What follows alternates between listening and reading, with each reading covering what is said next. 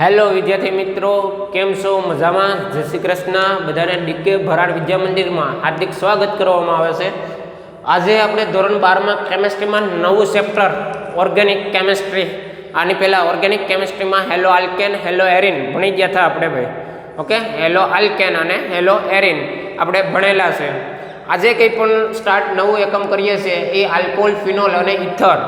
Alcohol, phenol અને ether. હવે આપણે આલ્કોહોલ કોને કહેવું, ફિનોલ કોને કહેવું અને ઇથર કોને કહેવું, આપણે 12થમાં એકમ નંબર 12માં ભણી ગયા હતા ક્રિયાશીલ સમૂહો. એમાં ખ્યાલ હતો બધાને કે આલ્કોહોલ માટે હાઇડ્રોક્સી શબ્દ વાપરીએ છીએ, બરાબર ને? OH એટલે કે હાઇડ્રોક્સી સમૂહ છે, બરાબર. આલ્કોહોલ માટે શું છે ભાઈ? હાઇડ્રોક્સી સમૂહ આપેલો હોય અને એના નામની પ્રત્યય શું લગાડીએ છીએ? ઓલ શબ્દ લગાડવામાં આવે છે. ઓલ શબ્દ. જો તમને આઈયુપીએસસી નામકરણ ખ્યાલ ન હોય તો તમને 11મામાં સેમ આ જ અથવા અત્યારે જે કંઈ પણ 11મામાં અપલોડ થાય છે વિડીયો, એમાં ક્રિયાશીલ સમૂહના નામકરણ માટેના વિડીયો અપલોડ થાય છે, તો તમે એ પણ એકવાર જોઈ શકો છો ભાઈ. તો ઓલ શબ્દ આપણે લગાડીએ છીએ, બરાબર. હવે આ જે કંઈ પણ હાઇડ્રોક્સી એટલે કે આલ્કોહોલ જે છે, એ આલ્કોહોલ બહુ જ લાઈફમાં જરૂરી છે ભાઈ. સિમ્પલ હાઇડ્રોકાર્બન આપેલા હોય, સિમ્પલ હાઇડ્રોકાર્બન એટલે કે મિથેન આપેલો છે ભાઈ. મિથેનના એક હાઇડ્રોજનનું વિસ્થાપન કરવામાં આવે. આ હાઇડ્રોજનને વિસ્થાપન શેનાથી? હાઇડ્રોક્સીથી કરવામાં આવે. તો શું થાય? એ હાઇડ્રોજન કાઢી અને હાઇડ્રોક્સી મૂકી દો તો આલ્કોહોલમાં બનાવટ થાય છે, આલ્કોહોલ બને છે, એવું કહી શકીએ છીએ. હવે આલ્કોહોલનો ઉપયોગ શું છે ભાઈ? આ આલ્કોહોલ, ફિનોલ, ઇથર આપ્યું છે તો કંઈક એટલું તો જરૂરી હશે ને એકમમાં ભાઈ. આલ્કોહોલ લાઈફમાં બહુ જરૂરી છે ભાઈ. આલ્કોહોલમાં બહુ જરૂરી છે આ હાઇડ્રોક્સી સમૂહની ભાઈ. કેમ?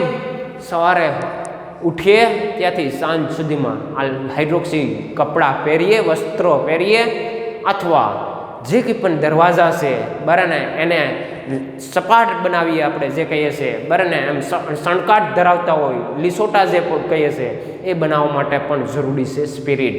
સ્પિરિટ એક પ્રકારનો આલ્કોહોલ છે. રૂ એટલે કે કોટન, બરાબર ને, અથવા તમે જે કંઈ પણ કાગળ, નોટબુક અથવા જે કંઈ પણ ઉપયોગ કરો છો એમાં પણ જરૂરી શું છે ભાઈ? જરૂરી હાઇડ્રોક્સી સમૂહ છે. આપણે કાર્બોહાઈડ્રેટ કહીએ છીએ ને, કાર્બોહાઈડ્રેટમાં શું હોય? હાઇડ્રોક્સી હોય છે ભાઈ. તો આલ્કોહોલ બહુ જ જરૂરી છે રોજિંદા જીવનમાં. જો તમે એવું વિચારી જાઓ કે આપણી પાસે નોટબુક ના હોય, વસ્ત્ર માટે કોટન રૂ ના હોય, બરાબર ને, તો રોજિંદા જીવનમાં શું થાય, શું ફેરફાર પડે? તો આપણા પ્રમાણમાં જો આપણે લાઈફમાં આ ના હોય, નોટબુક જ ના હોય, વસ્ત્ર ના હોય, તો કેટલું લાઈફ શું તમે વિચારી શકો છો ભાઈ? ખ્યાલ જ આવી જાય. નોટબુક ના હોય, પેડ ના હોય, ઘણા પ્રકારના જીવન માટેના સમાચાર પત્ર જે કંઈ ન્યૂઝપેપર કહીએ છીએ એ ના હોય, કોઈ પુસ્તક, સારા પુસ્તક જે નોવેલ કહીએ છીએ આપણે કે ભાઈ મોટિવેશનલ હોય, એવી નોટબુક ના મળે ભાઈ તમને. તો આપણી જિંદગી એક ખાલી હાઇડ્રોક્સી સમૂહ ના હોય તો કેટલી એક શું કહેવાય, કોમ્પ્લિકેટ થઈ જાય. આ પ્રકારની લાઈફ આપણી જીવી શકીએ છીએ. તો આના માટે આપણે હાલમાં આગળ વધીએ. આલ્કોહોલ, ફિનોલ, ઇથરનું ધીમે ધીમે કેટલા પ્રકારના હાઇડ્રોક્સી સમૂહ હોય. તો મેં અત્યારે વાત કરી છે કે મિથેનમાં હાઇડ્રોજનનું વિસ્થાપન કરીને જો હાઇડ્રોક્સી મૂકીએ તો એ આલ્કોહોલમાં રૂપાંતર થાય છે. શેમાં થાય છે? આલ્કોહોલમાં રૂપાંતર થાય છે. હવે શું આગળ કરશું ભાઈ? આલ્કોહોલમાં તો રૂપાંતર થાય છે. નેક્સ્ટ હવે જે કંઈ પણ આગળ વધવું હોય તો બે પ્રકારના ભણશું. આલ્કોહોલ બે પ્રકારના ભણશું ભાઈ. કયા બે? એક એલિફેટિક અને બીજું ગુજરાતીમાં એલિફેટિક જ કહેવાય ભાઈ, અને ઇંગ્લિશમાં એલિફેટિક કહેવાય, અને બીજું એરોમેટિક. ગુજરાતીમાં એરોમેટિક અને ઇંગ્લિશમાં એરોમેટિક. બે પ્રકારના, બરાબર ને? કઈ રીતે બે પ્રકારના? એલિફેટિક જે કોઈ પણ હાઇડ્રોક્સી આપેલો હોય, સપોઝ ઉદાહરણ તરીકે લેવું હોય મિથેનોલ, અને એલિફેટિક કહીએ છીએ, બરાબર. એમાં ટાઈપ અલગ આવશે, એલાઇલિક, બેન્ઝાઇલિક, બરાબર ને, વિનાઇલિક. આ બધા આલ્કોહોલ અલગ પ્રકારના આવશે એલિફેટિકમાં, બરાબર. એ પછીની વસ્તુ છે ઇથેનોલ. ઇથેનોલને જ આપણે સ્પિરિટ કહીએ છીએ, આર સ્પિરિટ કહીએ છીએ. કેવો કહીએ છીએ? R spirit. મિથેનોલથી પીવાથી લઠ્ઠો થાય છે, જ્યારે ઇથેનોલ પીવાથી આલ્કોહોલ દારૂ કહીએ છીએ આપણે. શું કહીએ છીએ? ઇથેનોલ દારૂ તરીકે વાપરીએ છીએ. જ્યારે મિથેનોલ વધારે કરતો પીવાથી લઠ્ઠો થાય છે ભાઈ, બરાબર ને. ઘણી વખત મિથેનોલ વધારે પીવાથી માણસ ડેથ પણ થાય છે. શું થાય છે? અવસાન પણ પામે છે, મરી પણ જાય છે. ઇથેનોલ એટલે મિથેનોલ કરતાં ઇથેનોલ ઉપર પ્રતિબંધ છે. ઇથેનોલ ઉપર પ્રતિબંધ છે. શું પ્રતિબંધ? તો કે ભાઈ તમે જે કંઈ પણ વાપરો છો એનો 1 mlનો હિસાબ આપણે જે કંઈ પણ લાયસન્સ કહીએ છીએ, લાયસન્સ દ્વારા આપવામાં આવતો હોય છે. તો ઇથેનોલ બહુ એક શું છે? કોમ્પ્લિકેટ, એક બજારમાં લેવા માટે ઉપયોગમાં લેવાતો જરૂરી છે. એરોમેટિક માટે બેન્ઝીનની રિંગ છે. હવે aromatic, non aromatic, anti aromatic આપણે બેઝિકમાં ભણી ગયા છે ભાઈ. આગલા ઘણા વિડીયો પહેલાં એને મેં શરૂઆત જ 12માની ત્યાંથી કરી હતી, બરાબર. એમાં હાઇડ્રોક્સી સમૂહ મૂકવામાં આવે તો આને ફિનોલ કહીએ છીએ. શું કહીએ છીએ? ફિનોલ કહીએ છીએ. ફિનોલ આ માટે ઉપયોગમાં લેવાતું એક એરોમેટિક છે. તો આવા ઘણા ઉપયોગમાં આપણે લેવાના છે. આ આલ્કોહોલની વાત કરી, એરોમેટિક અને એલિફેટિકની વાત કરીએ. અને ફિનોલ કહેશું. શું કહેશું? ફિનોલ. હવે ફિનોલ કેવું છે? આ તો તટસ્થ છે ભાઈ, બરાબર ને. કેવા છે? તટસ્થ છે. એસિડિક ખરા પણ એટલા નહીં, પણ તટસ્થ કહી શકીએ. આ નિર્બળ એસિડ છે. કેવો છે ફિનોલ?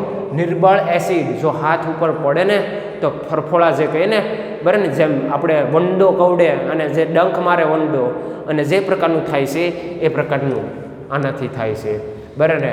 એટલે આ વીક શું છે? એસિડ. વીક એટલે કે નિર્બળ એસિડ તરીકે ઓળખીએ છીએ.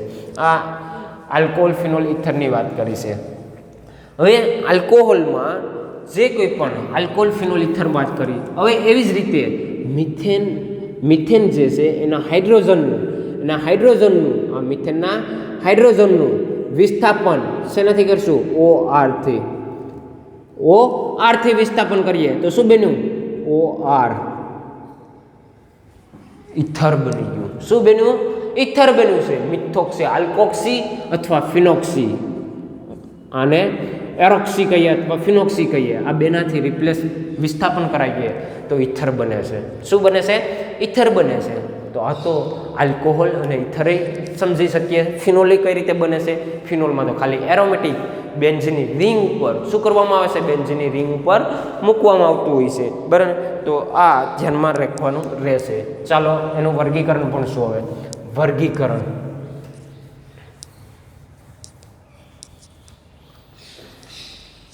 કોનું વર્ગીકરણ? આલ્કોહોલનું વર્ગીકરણ ભાઈ. વર્ગીકરણ, ક્લાસિફિકેશન, વર્ગીકરણ. કેટલા પ્રકારના આલ્કોહોલ હોય છે એનું વર્ગીકરણ. સૌથી પહેલાં તો મોનોહાઇડ્રેટ, ડાયહાઇડ્રેટ, હાઇડ્રોક્સી અને ટ્રાયહાઇડ્રોક્સી. મોનોહાઇડ્રોક્સી.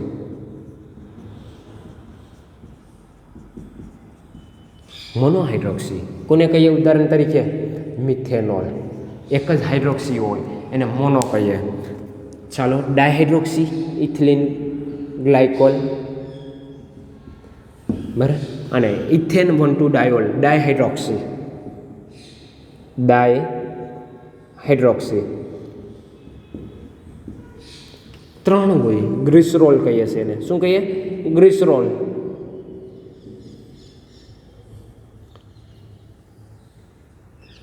ત્રણ હોય તો એને ટ્રાયહાઇડ્રોક્સી કહીએ. હાઇડ્રો અથવા હાઇડ્રોક્સી, ટ્રાયહાઇડ્રોક્સી કહીએ છીએ. ઓકે. મોનો, ડાય, ટ્રાય, ટેટ્રા, પેન્ટા ગમે એટલા હોય તો આ 3 જરૂરી છે. અને ઇથિલિન ગ્લાયકોલ, ગ્લિસરોલ. અને સામાન્ય નામ શું કહીએ છીએ? Ethylene glycol. આનું સામાન્ય નામ ગ્લિસરોલ. પોલિમર ભણ્યા તો ગ્લિસરોલનો ઉપયોગ ત્યાં કરત ભાઈ. ક્યાં કરત આપણે? ઓકે. તો આ ખાલી સામાન્ય વર્ગીકરણ મોનો, ડાય, ટ્રાય, ટેટ્રા એ પ્રમાણે વર્ગીકરણ કરી શકીએ છીએ. હવે આલ્કોહોલનું સી કાર્બન sp3 સંકરણ આવતું હોય એવું ઉદાહરણ તરીકે લઈએ. ઉદાહરણ તરીકે મિથેનોલ. મિથેનોલમાં કેટલા હાઇડ્રોજન હોય ભાઈ? CH3OH ને. હવે એના આ કાર્બન પાસે શું હોય ભાઈ? સ્ટાર કરું છું. કાર્બનનું સંકરણ ટોટલ સિગ્મા બોન્ડ કેટલા? જો 2 સિગ્મા બોન્ડ તો sp કહીએ, 3 હોય તો sp2 કહીએ, 4 હોય તો sp3 કહીએ. તો અહીં કેટલા સિગ્મા બોન્ડ કાર્બન પાસે? 4. તો એને sp3 પ્રકારનું સંકરણ થશે. તો કાર્બન sp3 પ્રકારનું. પણ કેવો આલ્કોહોલ છે? પ્રાથમિક આલ્કોહોલ. કેવો છે? પ્રાથમિક. સપોઝ દ્વિતીયક આલ્કોહોલ લઈએ. દ્વિતીયક આલ્કોહોલ આ કેવું થયું છે? પ્રાથમિક આલ્કોહોલ. આ કાર્બનનું સંકરણ એ કેવું થયું? sp3 સ્ટાર કરું છું એનું. ઓકે, ચાલો બીજું ઉદાહરણ લઈએ. આ હાઇડ્રોક્સી અહીંયા મૂક્યું છે. કેવું? દ્વિતીયક આલ્કોહોલ. દ્વિતીયક આલ્કોહોલ. દ્વિતીયક આલ્કોહોલના કાર્બન પાસે આ કાર્બનનું સંકરણ શું છે? તો કે ટોટલ સિગ્મા બોન્ડ કેટલા ભાઈ? 3. તો sp એટલે ટોટલ 4 સિગ્મા બોન્ડ, 1 આ 2 3 અને 4 સિગ્મા બોન્ડ. તો sp3 પ્રકારનું. આ દ્વિતીયક આલ્કોહોલની વાત કરી. તૃતીયક આલ્કોહોલ.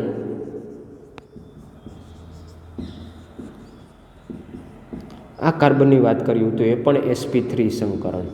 પ્રાથમિક, દ્વિતીયક અને તૃતીયક. આ કયો છે? તૃતીયક આલ્કોહોલ છે. તૃતીયક આલ્કોહોલ આપેલો છે. પ્રાથમિક, દ્વિતીયક અને તૃતીયક આલ્કોહોલ. તો આ પ્રાથમિક, દ્વિતીયક અને તૃતીયક આલ્કોહોલની ઓળખાણ જનરલી આ રીતે હોય. તો મિથેનોલ પ્રાથમિક આલ્કોહોલ, એને 1 ડિગ્રી લખાય. ઇથેનોલ આ રીતે આપ્યું છે તો એ પણ પ્રાથમિક છે. ટૂંકમાં હાઇડ્રોક્સી ડાયરેક્ટ જોડાયેલો હોય તો એને પ્રાથમિક. દ્વિતીયક માટે ટી આકાર જેવું બનતું હોય. શું? ટી આકાર. તો દ્વિતીયક આલ્કોહોલ અને પ્લસ આકાર જેવું બને, પ્લસ આકાર, તો એને તૃતીયક આલ્કોહોલ. તૃતીયક આલ્કોહોલ. પ્રાથમિક, દ્વિતીયક અને તૃતીયક આલ્કોહોલની આ રીતે ઓળખાણ કરી શકીએ છીએ. આ રીતે ઓળખાણ કરવામાં આવે છે. બરાબર. તો આ પ્રાથમિક, દ્વિતીયક અને તૃતીયક આલ્કોહોલની વાત કરી છે. Aliphatic alcohol. કેવા? Aliphatic alcohol. એલિફેટિક એટલે કે carbon, methane, ethane, propane, butane એનું બનેલું. ચાલો એ બધાનું સંકરણ કેવું છે? સંકરણ પણ sp3 છે. C3 sp3 total sigma bond 4. તો એને આપણે કહેશું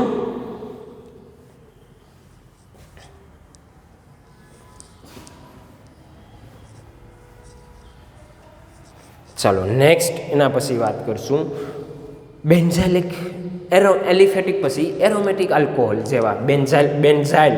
હવે બેન્ઝાઇલ આલ્કોહોલ કોને કહીએ છીએ ભાઈ? બેન્ઝાઇલ.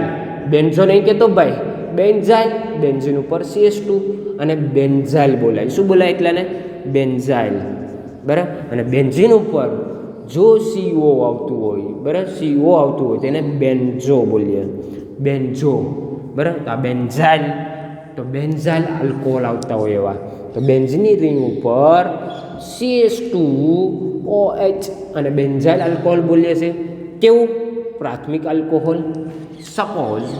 સપોઝ બેન્ઝીનની રિંગ ઉપર આ કાર્બન પાસે જે 2 હાઇડ્રોજન હતા, 2 હાઇડ્રોજનનું વિસ્થાપન કરાવ્યું છે. શેનાથી? મિથાઇલથી કરાવ્યું છે. અહીંયા 1 હાઇડ્રોજન રહેશે તો કેવું થયું? દ્વિતીયક આલ્કોહોલ થયું. સપોઝ બેન્ઝીનની રિંગ ઉપર 2 મિથાઇલ અને 1 હાઇડ્રોક્સી રાખ્યું છે તો તૃતીયક આલ્કોહોલ થયું છે. તૃતીયક આલ્કોહોલ. પણ સંકરણ તો કેવું છે બધાનું? સંકરણ CsP3. આ કાર્બન જે લઈએ છે એ કાર્બનનું સંકરણ sp3 છે ભાઈ. સિગ્મા બોન્ડ ગણી લો. સિગ્મા બોન્ડ કેવા છે? Total sigma bond 4. તો sp3 પ્રકારની વાત કરી છે. sp3 પ્રકારની વાત કરી છે. ચાલો આ એની વાત કરી. હવે વાત કરશું CsP2. આ તો sp3 ની વાત કરી. હવે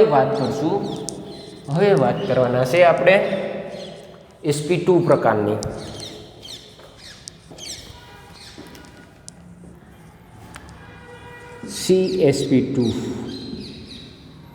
CsP2 પ્રકારના. ચાલો CsP2 વાત કરીએ છે બેન્ઝાઇલિક જે છે, બરાબર ને? આવા કયા આલ્કોહોલ જે છે એનું આ પ્રકારે થઈ શકે. Carbon CH2 CHOH. આ કાર્બનની વાત કરીએ તો કાર્બનનું કેટલા સિગ્મા બોન્ડ? આ 1 હાઇડ્રોજન, અહીંયા આ 1 સિગ્મા, બીજું સિગ્મા, ત્રીજું સિગ્મા, 1 પાઈ, 3 સિગ્મા. તો sp2 પ્રકારનું. sp2 પ્રકારનું. આને વિનાઇલિક કહીએ છીએ. કેવું કહીએ છીએ? વિનાઇલિક આલ્કોહોલ. વિનાઇલિક આલ્કોહોલ. ચાલો વિનાઇલિક આલ્કોહોલનું યાદ રાખી લઉં. એના પછી વાત કરશું વિનાઇલિક પછી એસિટાઇલિક, એલાઇલિક, અને એલાઇલિક આ કાર્બનની વાત કરશું. એલાઇલિક કાર્બન તો sp3 સંકરણ છે, બરાબર. sp3 પણ કેવું છે? sp3 હોવાને લીધે એલાઇલિક આલ્કોહોલ. કઈ રીતે એલાઇલિક આલ્કોહોલ કીધું? ડબલ બોન્ડ પછી sp3 સંકરણ આવતું હોય અને એની સાથે હાઇડ્રોક્સી અથવા હેલાઇડ હોય, જેમ હેલો આલ્કેન હેલો એરિનમાં ભણી ગયા હતા એવી જ રીતે તેને એલાઇલિક આલ્કોહોલ કહીએ છીએ, બરાબર. એવી જ રીતે એલાઇલિક વિનાઇલિક, બરાબર. તો વિનાઇલિક જે છે એ sp2 છે, બરાબર. sp2 પ્રકારનું છે, sp2. બાકી એલાઇલિક છે એ sp3 પ્રકારનું છે, sp3 પ્રકારનું. તો આ વાત કરી છે અહીંયા. નેક્સ્ટ એના પછી વર્ગીકરણ પછી વિનાઇલિક એલાઇલિકની ખ્યાલ આવી ગયો, બેન્ઝાઇલિકનો ખ્યાલ આવી ગયો. સિમ્પલની તો ખબર છે, ચાલો. હાઇડ્રોક્સી, મોનોહાઇડ્રોક્સી કોઈ પણ સબસ્ટિટ્યુશન આપ્યા હોય એવા ફિનોલ જે છે, ફિનોલમાં એક હાઇડ્રોક્સી છે તો એને મોનોહાઇડ્રો કહીએ છીએ, મોનોહાઇડ્રિક, બરાબર. મોનોહાઇડ્રિક. એક મિથાઇલ છે અને એક હાઇડ્રોક્સી છે તો પણ મોનોહાઇડ્રિક કહીએ. બે હાઇડ્રોક્સી આપ્યું હોય તેને ડાયહાઇડ્રિક કહીએ છીએ અથવા ડાયહાઇડ્રોક્સી કહીએ છીએ. 3 આપ્યું હોય તો ટ્રાયહાઇડ્રોક્સી કહીએ છીએ,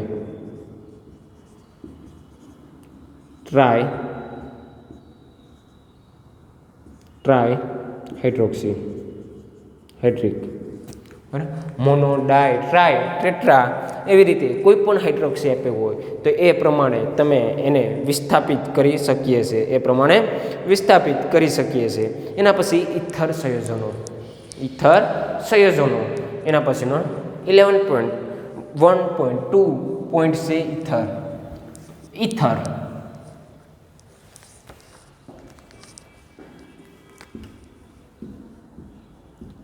ઇથર સંયોજનો. ઇથરમાં કઈ રીતે ધ્યાનમાં રાખવામાં આવે? ઇથર 2 પ્રકારના ભણશું. ઇથર સમતલીય અને અસમતલીય. સમતલીય અને અસમતલીય. સમતલીય માટે કેવા? તો કે બંને બાજુ કાર્બનની શૃંખલા કેવી હોય? સમાન. અને મિથોક્સી મિથેન બોલીએ. અસમતલીયમાં એક બાજુ કાર્બન એક હોય, એક બાજુ એક કરતાં વધારે હોય, બરાબર. અસમતલીય કહીએ છીએ. 2 પ્રકારના ઇથર કઈ રીતે બને? તો કે ભાઈ ROR પ્રકારનું બંધારણ હોય. નામને પ્રત્યે શું લગાડવામાં આવે છે? પૂર્વક શું લગાડીએ? ઓક્સી, મિથોક્સી, બરાબર. અહીંયા મિથોક્સી મિથેન આ રીતે નામકરણ કરવામાં આવતું હોય છે, બરાબર. ઇથેર 2 પ્રકાર, સમતલીય અસમતલીય પ્રકારના. હવે તમને અમુક ઉદાહરણ આપેલા છે ત્યાં લખણ સંબંધિત પ્રશ્નોમાં એને આલ્કોહોલમાં વર્ગીકરણ કરવાનું કીધું છે. આલ્કોહોલમાં વર્ગીકરણ. ચાલો વર્ગીકરણ કરી લઈએ, ખ્યાલ આવે જેથી કે પ્રાથમિક આલ્કોહોલ કહીએ, દ્વિતીયક આલ્કોહોલ કહીએ કે તૃતીયક. આ તો simple hello alkane, hello alkane અને હેલો એરિનમાં જે ભણી ગયા સેમ ટુ સેમ એ પ્રકારનું છે. ચાલો પેલું ઉદાહરણ આપેલું છે આ રીતે છે, બરાબર. ઓળખવાના છે. બીજું ઉદાહરણ આપેલું છે આ રીતે છે, બરાબર. ત્રીજું ઉદાહરણ આપેલું છે આ રીતે. ચોથું આપેલું છે આ રીતે છે, બરાબર. પાંચમું આપેલું છે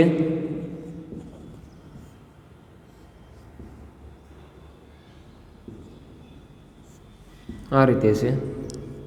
છઠ્ઠું આપેલું છે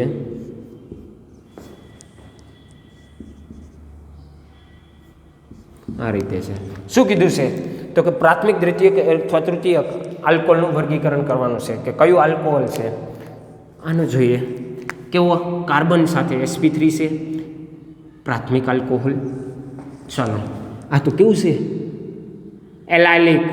sp3 ડબલ બોન્ડ પછી sp3 એલાઇલિક પણ કેવું? પ્રાથમિક આલ્કોહોલ. આ તો સિમ્પલ છે, પ્રાથમિક આલ્કોહોલ રહેશે. આને જોઈએ, આનું બંધારણ જો ન ખબર હોય તો આ રીતે તમારી બુકમાં આપેલું છે CHCH3OH. કેવું છે? દ્વિતીયક આલ્કોહોલ. ટી આકાર પડે તો એને દ્વિતીયક. આ કેવું છે? દ્વિતીયક આકાર. ટી આકાર પડે છે. અહીંયા જોઈએ, અહીંયા કાર્બન પાસે મિથાલ, મિથાઇલ અને અહીંયા હાઇડ્રોક્સી તૃતીયક આલ્કોહોલ. કેવું છે? તૃતીયક આલ્કોહોલ. તો આ રીતે પ્રાથમિક, દ્વિતીયક અને તૃતીયક આલ્કોહોલનું વર્ગીકરણ આપણે કરવાનું છે. પ્રાથમિક, દ્વિતીયક અને તૃતીયક આલ્કોહોલનું વર્ગીકરણ કરવાનું રહેશે. તો આજનો જે પણ છે ટોપિક એ અહીં સુધી રાખશું. બરાબર, એટલીસ્ટ વર્ગીકરણ આપણે ભણી લેશું કે ભાઈ કયો પ્રાથમિક છે, મોનોહાઇડ્રિક છે, ડાયહાઇડ્રિક છે, ટ્રાયહાઇડ્રિક છે, ટેટ્રાહાઇડ્રિક છે. આ વર્ગીકરણ આપણે ભણવાનું છે. પછી વેનાલિક આલ્કોહોલ કોને કહે, એલાલિક કોને કહે છે, ક્યાંથી આલ્કોહોલનો ઉપયોગ શું છે, રોજિંદા જીવનમાં બહુ ઉપયોગી છે એની વાત કરી હતી. બરાબર, તો એલાલિક અને વિનાલિક, બેન્ઝાલિક, ફિનોલ અને ઇથરની આ વાત કરી હતી આપણે. તો ધ્યાનમાં રાખજો. આજનો લેક્ચર જે છે એ આપણે અહીં સુધી રાખશું. Thank you all of you. આભાર.